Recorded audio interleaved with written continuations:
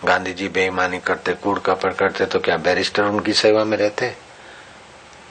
राजेंद्र बाबू टोपी उतार के उनको दंडवत करता था, प्रणाम करता था, जो बाद में राष्ट्रपति बने। समझाय छे कहीं थोड़ू? कुछ समझ में आता है?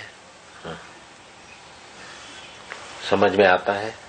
हमारे यहाँ भी कपटी और बेईमान लोग घुस गए, इसलिए कहना पड़ता है कि भाई समझ में आता है।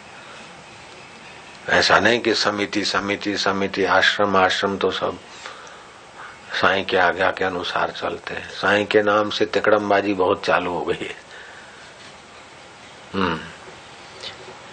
पवित्रता और सच्चाई, विश्वास। तुम्हारा तबलची क्या कम है? कल का छोरा, ए माइक वाला, इतना कल का छोरा क्या कम खेल करता है? हाथ मारने का मौका मिले तो। उन्नति का झंडा हाथ में लेकर जब आगे बढ़ता है तब किसकी मजाल है कि बीच में खड़ा रहे? उन्नति का झंडा लेके आगे बढ़े, पवित्रता, सच्चाई, प्रेम और परमात्मा सा का एकता। खाली हथे नहीं हथे चल पड़े, इधर छारे हैं बापूजी, इधर ऐसा होगा, कोई बात नहीं, वो सब ठीक हो गया, सब ठीक होता गया। देख लो आपका सच्चाई, फिर से पढ़ो। पवित्रता और सच्चाई, आता है समझ में कुछ? पवित्रता और सच्चाई, पवित्रता और सच्चाई, विश्वास और भलाई से भरा हुआ मनुष्य।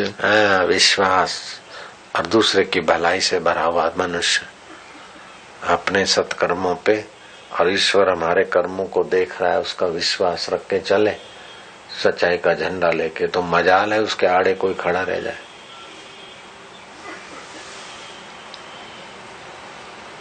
रहते तो बापूजी के इर्द गिर्द हैं, बॉडीगार्ड होके, सेवक होके, लेकिन जरा जरा बात पे कपट, बेईमानी, जरा जरा बात पे चालबाजी, राजनीति, इन बेईमानों के बीच रह रह के तो हम उब गए।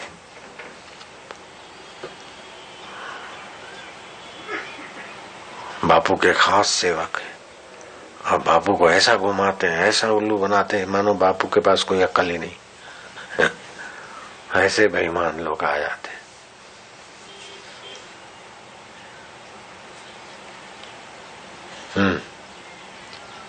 यदि आपके दिल में पवित्रता, सच्चाई और विश्वास है तो आपकी दृष्टि लोहे के पर्दे को भी चीर सकेगी।